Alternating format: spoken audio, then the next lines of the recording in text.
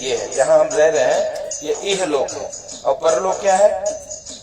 जहाँ देह छोड़ के जाते हैं, जहाँ शरीर छूटने के बाद आप हम जिस लोक चले जाते हैं ना, उस लोक का नाम क्या है? परलोक। तो आपको हमको परलोक की चिंता भी करनी चाहिए कि हमारा आपका परलोक बन जाए ना। इसलिए भगवान की कथा सुनिए कि आपका हमारा परलोक बने, है ना। परलोक कैसे बनेगा? जब आप हम मिलकर के भगवान का भजन करेंगे। तो भगवान की कथा जो है वो 5 अध्याय में है। श्री वेद व्यास जी भगवान ने 18 पुराण की रचना करी। 18 पुराण ना, 18 पुराणों में एक पुराण का नाम है स्कंद पुराण। और स्कंद पुराण में 5 अध्याय में जो एक रेवा खंड है, उसके अंतर्गत 5 अध्याय में भगवान की कथा है, जिसको आज आप और हम लोग नित्य सुनते हैं। और भगवान की कथा सुनने से क्या लाभ होगा? भगवान की कथा सुनने से कहा जो आपके हमारे जन्म जन्मांतर के पाप हैं वो नष्ट हो जाते हैं। जन्म जन्मांतर के जन्म जन्म के जो पाप हैं वो भगवान की कृपा से नष्ट हो जाते हैं। तो कैसे होगा? कहा जब ये भाव से आप हम मिलकर के भगवान की कथा को श्रवण करेंगे। प्रेम से सत्यनारायण भगवान की, वृंदावन बिहारी लाल की। तो कथा कब करनी चाहिए? कहा जब समय मिले तब करिए, कोई मुहूर्त देखने की आवश्यकता नहीं है। हाँ? कितने समय करनी चाहिए अभी आपके ऊपर है। जितने समय आप सुनना चाहोगे उतने समय हम कथा सुना देंगे, जितने समय। हाँ, कहो 1 साल बैठना है तो 1 साल यही बैठे रहेंगे, सुनाएंगे कथा, आप सुनिए। हाँ, कोई चिंता नहीं। लेकिन ना आप इतना बैठ पाओगे, न इतना आप सुन पाओगे, ना हम सुनाना चाहेंगे तब। जितनी पात्रता होती है ना, उतनी ही आपको जगत में कुछ भी प्राप्त होगा। तो आपकी हमारी योग्यता बढ़नी चाहिए। हाँ? तो भगवान की कथा नैमिषारण्य में प्रारंभ हुई। 88,000 ऋषि मुनि, कितने? 88,000। और विचार कर रहे हैं कि जब कलयुग आएगा ना भैया, सब लोग दुखी रहेंगे। हमको आपको लगता है कि संपत्ति से सुख मिलता है, ऐसा नहीं है, ऐसा बिल्कुल नहीं है। अभी 3 दिन पहले हम थे शत्रुघ्न सिन्हा के घर में, जुहू में उनका एक बंगला है रामायणा, वहां था। वो भी परेशान है। परेशान है कि बिटिया का मुसलमान क्या करे, धर्म भ्रष्ट कर रही है पूरा। वो यहाँ रामायण लव कुश व्यवस्था में लगी। क्यों ऐसा हो रहा है? कहा यही कारण है, सब परेशान। जिस के घर में आप जाओगे ना वो परेशान है। कोई तन दुखी, कोई मन दुखी, और कोई धन बिनु रहत उदास। कोई तन से दुखी, कोई मन से दुखी, कोई धन से दुखी। धन भी परेशान करते, ज्यादा आ जाएगा ना वो परेशान कर देगा आदमी को, नींद खत्म हो जाएगा। हाँ, ज्यादा आ जाए कहते फिर डॉक्टर बोलेगा भैया मीठा संभाल के खाना, शक्कर वक्कर न रहे, चावल रोटी कीन के खाओ।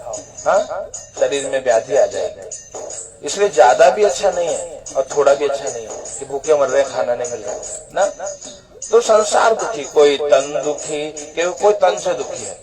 हाँ, कमर में दर्द, शरीर में दर्द, घुटने में दर्द, दुनिया भर के दर्द, बहुत दर्द है। जिसको देखो बोले महाराज बीमार है। कोई तन से दुखी, कोई मन से बहुत दुखी। तन ठीक है तो मन से दुखी है, बोले बस महाराज मेरा मन बहुत डिप्रेशन में है। क्यों? बस कोई मन से दुखी। और कोई धन बिनु रहत उदास, कोई धन के बिना दुखी है। महाराज मेहनत बहुत करते हैं, पैसा बराबर आ नहीं रहा है ना, कोई धन से दुखी। और थोड़ा थोड़ा इस प्रकार पूरा संसार दुखी है भैया। और सुखी कौन है? कहा सुखी राम का दास। जो भगवान का बन गया ना भैया वही सुखी है, ये याद रखना। जो भगवान का बन गया, जिसको प्रेम हो गया ना, वो सुखी हो गया। इसलिए हम पूजा करते हैं कि हमको धीरे धीरे भगवान से प्रेम हो जाए ना। क्यों प्रेम को भगवान से करना चाहिए? मन में आएगा, अच्छा महाराज भगवान से क्यों प्रेम कर ले? क्योंकि भगवान न जाति देखते हैं, न पाति देखते हैं, न कुल देखते हैं, न धर्म देखते हैं, कुछ नहीं देखते। भगवान क्या देखते हैं मालूम है? खाली भगवान ये देखते हैं कि आपका मन कितना निर्मल है, और भगवान को कुछ नहीं चाहिए। अच्छा विचार करो, जो पूरे जगत को खिलाता है भैया, हाँ, उसको हम क्या खिला पाएंगे? उनको क्या खिलाएं, क्या अर्पित करें? जो सूर्य के रूप में पूरे जगत को प्रकाश दे रहे हैं, उसको कितना बड़ा दीपक दिखाएंगे? बताइए। नहीं, हम कुछ नहीं कर सकते। हम क्या करते हैं? तेरा तुझको अर्पण, यही करते हैं। और क्या लागे तेरा तुझको अर्पण भगवान, तूने दिया, तेरा ही दिया मैंने खाया पिया है, तेरा शुक्रिया है, तेरा शुक्रिया है। यही भगवान की भक्ति है भैया। ये भक्ति दृढ़ हो। 88,000 ऋषि मुनि विचार कर रहे हैं कैसे दुख दूर होगा। तुरंत गुरु जी के पास गए। कौन गुरु जी? उनके गुरु जी का नाम है श्री सूत जी महाराज। हाँ, और गुरु जी इसलिए जीवन में गुरु बहुत जरूरी है बनाना भैया। बिना गुरु के ज्ञान मिलने वाला नहीं है और बिना गुरु के मुक्ति नहीं मिलती। इसलिए गुरु दीक्षा जरूर लीजिए, किसी को गुरु बनाइए। हाँ, गले में कंठी धारण करिए, माथे पे तिलक लगाइए। हाँ, हिंदू अगर हम हैं तो हिंदुत्व के प्रति जागरूक होइए। एक बड़ा सुंदर भजन है, ओ हम तो हिंदू है, हिंदू कहाएंगे, और राम चरणों में बलि बलि जाएंगे। अगर हम हिंदू हैं तो गर्व से कहिए हम हिंदू हैं। तो करना क्या पड़ेगा उसके लिए?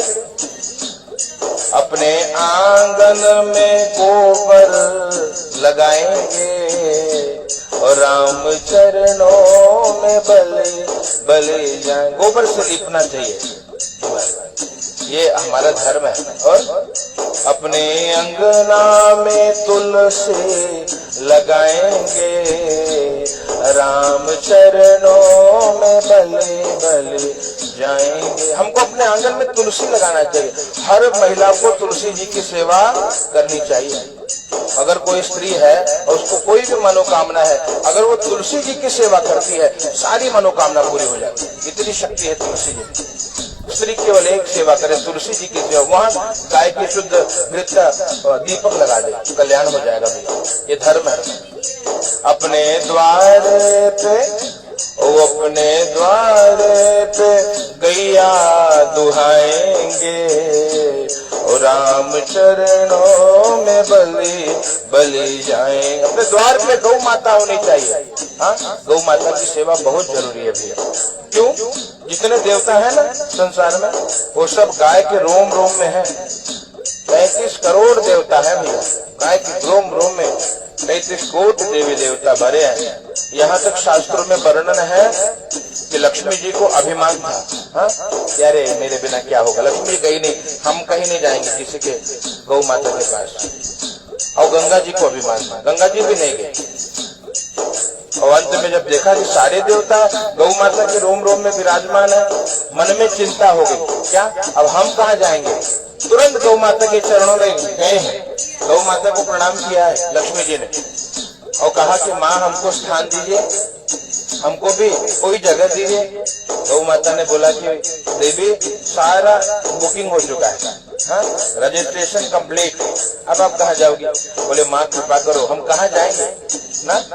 तो गौ माता ने कहा अच्छा देवी एक दो जगह बचा है, एक गोबर बचा है, जाओ गोबर में रहना है। बोले हाँ माँ चलेगा। तो गाय के गोबर में लक्ष्मी का वास है, इसलिए हर पूजा में गाय के गोबर का प्रयोग करते हैं। वो परम पवित्र है। जहाँ गौ सेवा हो, गाय के गोबर से अंगना को जहाँ लिपा जाता है, लक्ष्मी वहाँ सदैव विराजित रहती है भैया।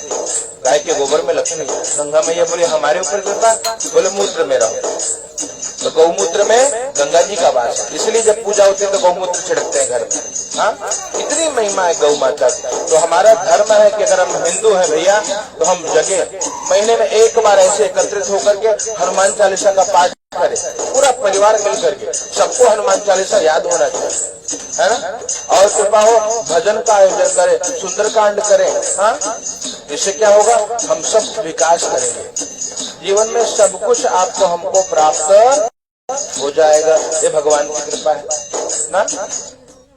प्रार्थना करके पूछा कि हम पे उपाय बताइए, किम फलो किम विधानो च। और इनको प्रार्थना करिए। क्या प्रार्थना करे? ऋषियों ने गुरुदेव भगवान को प्रणाम किया। गुरुदेव दया करके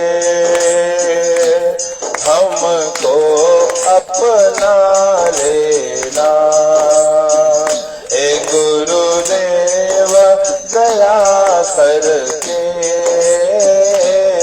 हमको अपना लेना। गुरुदेव को प्रणाम किया और गुरुदेव ने कहा कि भैया क्या बात है, क्या जानना है आपको।